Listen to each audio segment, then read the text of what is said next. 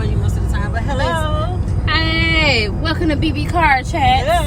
Yeah. And I'm looking a little hit, but that's okay. She got us beautified on here. Right, girl. You know we gonna stay beautified on the beautified camera. So you're gonna have to probably keep it on you, unless you want to keep it on both of us while we talk. But we're gonna chime y'all in on the conversation we have. This first part of the conversation is having to do with like knowing how to communicate. Excuse me, y'all. We just ate lunch. I burned that. I cannot hold that back. Better out than in now. They said Shrek would say, huh? Oh my goodness, cool. So we were talking about, let me turn down my Janae. We were talking about communication in relationships. It doesn't matter. Friendship, relationship, acquaintances, co-workers, in general, but in particular two areas. Best friends, or really close friends, and in relationships, men and women.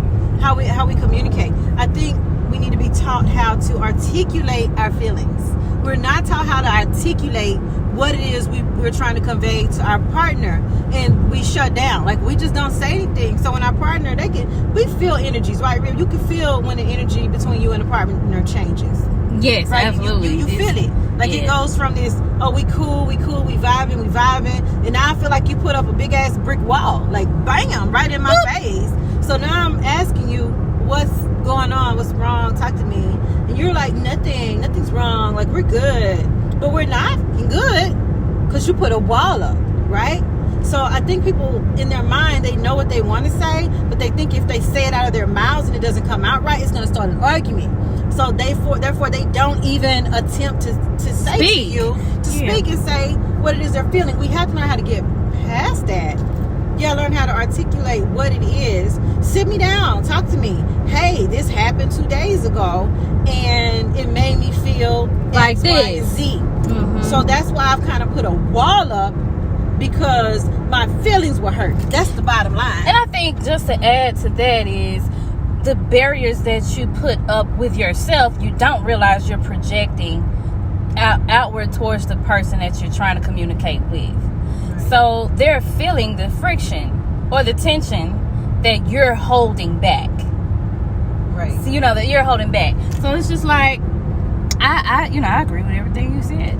And it's like, well, how do we break that? Right. What is the line that will help us to break that barrier with respect to the other person and still compromise and come to an understanding so that we can safely communicate with each other and seek a common solution. Right. Then it's just like I'll be thinking about it, and nobody tells you how. And that's what she was saying. My mama was saying, like, this was not taught in school. No, it wasn't. Communication skills was not taught in school until you got to the workforce and they was teaching you how to deal with, or you're in customer service. You ain't taught that shit. Like your parents, you see their communication style, especially for those of you who are blessed to have parents who've been married 20, 30, 40, 50 years, you can see that dynamic. So even though your parents didn't say to you, this is how you communicate with each other and keep this line, this love connection strong, you saw that. You got to witness it. But that's not everybody's story. We don't all get to witness it. Now, my mom and dad have been together for 40, they've been married for 47 years. It'll be 48 years this year. My mom and dad have been married. And I've seen them literally almost kill each other. And not knowing how to communicate. But they made it. By the grace of God, they are still married. They're in a very mellow place now because, they're older. They set. My parents are set, for life, So they're good to go. It's just they're now at a point where they're settled with each other. Like, But I remember when they were in their 30s and in their 40s, and it was like a nightmare to watch them communicate. So we don't really learn how to express ourselves in a healthy, non-violence, for lack of a better word. And when I say violent, I mean words, not like necessarily physically fighting, but like verbally. We verbally tear each other down. We get into confrontations with your partner, whatever. So I guess you say non-combative. Non-combative. That's not violent, but like non-combative way.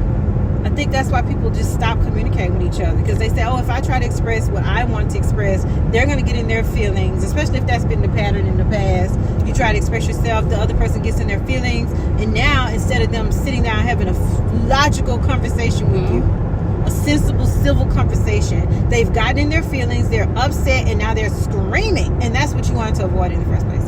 So I think people just automatically think, I'm just gonna shut the fuck up, I'm just gonna not say nothing. And like, just to chime in, I think from personal experience, I've learned just from my own, watching my own parents, like, okay, it wasn't always like peaches and cream. I said, but I would say the respect was there. Right. The respect was there. What I've learned in my own relationships is maybe just to help the person not to take offense to what can be said or what will be said, preface them, hey, I have a couple concerns. I think I want to run by you just to get it off my chest. I don't want you to take offense to this. You may have to take a deep breath.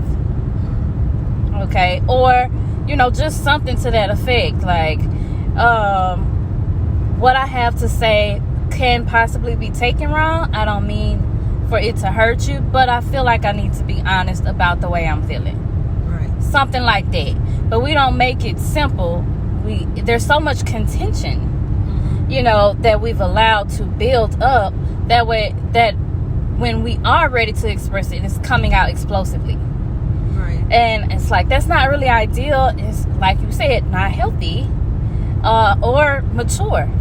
So it really takes mature parties to realize within themselves, like, man, my communication style is not the best, but I'm going to try to overcome myself, push past my discomfort, and express that I'm not agreeing with you. I have a difference of opinion, and because you want so badly for your opinion or your view to be accepted as someone else's truth, this is where we get into some problems. Right. Because it's like, okay, that's true for you, but from my perspective, how I took it based on your tone and your body language, your attitude, and the way that you were carrying your emotions when it came out at me, not to me, it has made me feel this way. So where can we meet? Where's the compromise? Yeah, where can we meet in the middle? Where's this middle ground? Where's this middle ground for both of us to coexist in this? Because we if you're in a partnership, we love each other. Like, we want to make us work, right? But yeah, it's that feelings part. And I think you hit the nail on the head with the respect. It's all about respect. Like, when you sit down and have a conversation, because you can love somebody, love them to death. It ain't gonna stop you from like hurting that person unintentionally. But when you respect somebody, when you respect them, you're going to do all you can, that love and respect together, to make sure you're not trampling their points of view, that you're not trampling on their feelings, that you're really allowing them the space to have the floor. But at the same time, yeah, let's respectfully disagree and move forward. Because I was married to your dad for 25 years, and I will say that part about the relationship is, hey, you had your room to move around. Let's respectfully disagree. And if it's something that we absolutely don't see eye to eye on, that's a discussion we're not going to have. It's not affecting our relationship. Nope. It's not taken away from it. Yep. So if it's not taken away from it, let's just not even have that conversation, because it's not adding value to what we have. And to that point, I'd say, because I would find myself getting to that point of agreeing to disagree with in my own relationships. And what I had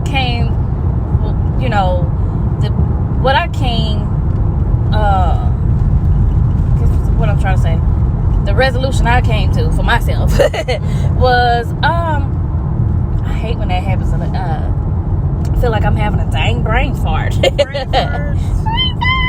Anyway. Oh, no, but what I came to, that is, okay, so this is a topic that we differ on. Right. Is the difference that we have greater than the love, or does the love trump the difference, and we can respectfully agree that it's not suitable for us to feud over Right. because we desire to be together more. Yeah, perfect example. Exam time. It did it. It was Oh yeah, just- we're right back. We're right back in there. Okay, we'll have to pick it back Right, up. But you yeah, were giving us an example before Example. we left. An example. I love the Saints. I'm like a diehard Saints fan, and my partner is a diehard Cowboys fan. No, better yet, he's a diehard Falcons fan because the Saints and the Falcons, like, they are constant rivals. So he's a Falcons fan. He's 100% gung ho for that team. I'm gung ho for the Saints. So we're watching the game, and it's the Saints playing the Falcons, and the Saints are winning. And like, it starts off all fine, banter. Yeah, we're having a good time. Boo, boo, boo, boo. And then I'm ragging the shit out you because my team is your team up. But now you mad, and now you want to bring up some points. But it is a freaking football game, right? So does that disagreement that we're having between our two teams trump the love we have for each other? No, it doesn't. So it's not adding value. We got to keep things in perspective. I think that's when that comes into play. That yeah, we ain't gonna never agree. I think the Falcons suck. Right? So saying that to a partner, they be like, "Oh man, what? No." Yeah. Like, so it's just finding that happy balance. Because no, I ain't gonna never rock with your team. So And when it comes to, like, just to bring that all back I hope around. that made sense. Yeah, just to bring it all back around with the communication. Like, yeah, you're gonna have those differences. I guess you'd have to decide for yourself how high of a priority is the subject. How strongly do you feel about that to raise a point of contention for it to cause a rift in your relationship to the point that it'll end it? I don't know. It's something to think about. I'm just saying, communication, respect, it's got to be there. You got to learn how to articulate what you need to say to your partner, especially if you love and respect them like you say you do.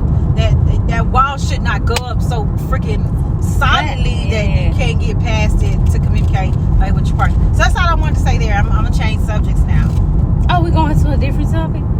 You want to finish talking about this topic? Oh, no. I mean, because we talked about it for like 10 minutes. We did. We're done with that one. But I was just saying this one is going to end at 10 minutes too. Okay, cool. And this is going to be the last one because like this will be a 20-minute BB car chat, and this will be the longest BB car chat we've had in a long time because they've been like down to 6 minutes. So it don't matter. This is like some random on my Bella Bougie channel. Anyway, this is my favorite do whatever channel. It really is. It's just to have fun. So anyway, in defense of cheaters, I'm back on that nerve. I did a whole series of videos on this because I am a firm believer that if you're in a relationship and one or the other partner steps out, that is a symptom of something else that is not going right in that relationship. I mean, I know some people are not going to agree with that, but I think that if you got a partner that's not getting their needs fulfilled within a relationship, but they love their partner, goes back to communication. Something broke down in that communication somewhere for this person to feel like they got to step out and talk to someone else other than their partner. What wall is in between them? What happened to cause this person to step out? Nobody asks that question. When someone cheats, that person is automatically the villain forever. It don't matter what the other person did. It doesn't matter what the other person said. The other person could be a complete asshole or bitch. If this could be male or female. Okay? And then they have a partner that's like, okay, I'm trying to get at them. They don't hear me. And then all of a sudden you meet somebody that hears you, sees you. You have a voice, and you connect with that person, and then things happen. And now you stuck. Do you tell your partner? Do you not tell your partner? Do you continue with this other person? Do you not continue with this other person? Like, now you got yourself in a jam. Yeah, decisions, right? And I know some people are watching this saying, because if he or she was really faithful, that would never come up. Yeah, but if you were stuck in your ways, you sitting over there not talking to your partner, you're quiet, you got a wall up, you're not giving them no attention, no affection, no sex. And then what do you think is gonna freaking happen? Right, you're not giving them the attention that they need, and you sitting up there puffed up with an attitude like they're supposed to be devoted and faithful to me, but regardless, funky ass over there not doing your part, and then your partner steps out. Now you're like, oh my goodness, for shame they stepped out on me. Well, you need to examine that shit. Why? And like to that point, right. We have to ask for those of you who feel that way. at what point is it okay for you to continuously neglect the needs of your partner? Right. To the point where they feel abandoned in the connection, but you're still requiring that they give more of themselves than you're willing to give to them. I'm clapping, I'm driving. Yes, and I'm just like, so we're on that wave together. I agree to that point. I'm just saying. And this is not to say that cheating or infidelity or unfaithfulness is acceptable by any means. It's not okay. We are saying what would be the reasons why. And what's the breakdown? There's always two parties. It's not always one-sided. It is not only one-sided, I'll put it like that. Because, like she said, there's a breakdown. There's a breakdown somewhere. We're missing something. And it takes two to tango. It takes two to partner to make one pair. Well, if one side of that pear is lopsided, you rotten like a freaking apple, yo. So what can we do to repair this connection? Either the needs will have to be met, or we will have to part ways. You know, we'll have to separate. Maybe this connection don't need to be. If we can't come to like an agreement on, hey, yeah, this is the things we're gonna do in this relationship with each other, right? We're gonna make it work. I'm gonna meet your needs. You're gonna meet my needs. Communicate what your needs are and your wants are, and vice versa. But sometimes that's not happening in relationships. It's not, and I think it's. And who knows? When you develop in a relationship, maybe one side was already overly supporting the other side and didn't recognize that the partner wasn't giving as much in the beginning. So now that it's leveled out, you realize your partner's not giving you enough, and now it's another dilemma. Like, okay, how did we get here? Maybe it was in the setup. You need to watch what you do them first 3 months you decide to be in a relationship. I'm just saying. Okay? Because listen, the way you start out will more than likely be the way you finish. Right. Sure, yeah. So, if it's an imbalance right there in the beginning, you know, hey, we both in this. I'm the one paying for all the meals when we first dating. I'm the one giving all the affection. I'm the one making all the plans, and my partner is having fun, but they just along for the ride. But I like this person, right? And then we decide, let's make this official. Well, we already done started how this relationship is probably going to continue. With me spending all my hard-earned money, giving all of my affection away, and my partner receiving or taking from me, but not giving me shit in return. And I don't just mean physically, I mean emotionally, mentally, spiritually. They're not filling my cup back up. Yes. You know, but I feel their cup up so full, it's overflowing. They're happy and skipping, and I'm miserable now in this relationship that I decided to take part in. I think that's the point when you're dating, when you need to pull up, like especially 3 months in, to be like, okay, wait, hold up, stop. I think we should re-examine this, right? Yeah, and to that point, when you're in a relationship, in a long-term committed connection with somebody, you will have to revisit lots of things repetitively, consistently throughout that relationship, because you as a person are evolving, and your needs are changing as you are growing. True. Pending the fact that you're willing to grow. Right. So, I think that's a really good point. Yeah, I agree 100% with that. So yeah, in defense of cheaters, I think it's a symptom. Check in there, like what happened? Where's this breakdown in communication that led to this point that I'm stepping out on a partner that I said I loved? Like, that's all I'm saying. And like, we're coming up on time for this video too, and it's gonna be the last one. So communication is key. Communication is key. And we talked about some other stuff too, but we'll have to say that for another BB Car Chats. So thank y'all for watching. I hope y'all enjoyed our commentary today. Thank you, Rhea, for joining my channel today. Woo! Y'all have a beautiful Sunday. Until the next time we decide to do one of these, and we don't know when that's gonna be. Y'all be blessed. Bye-bye. And we're out.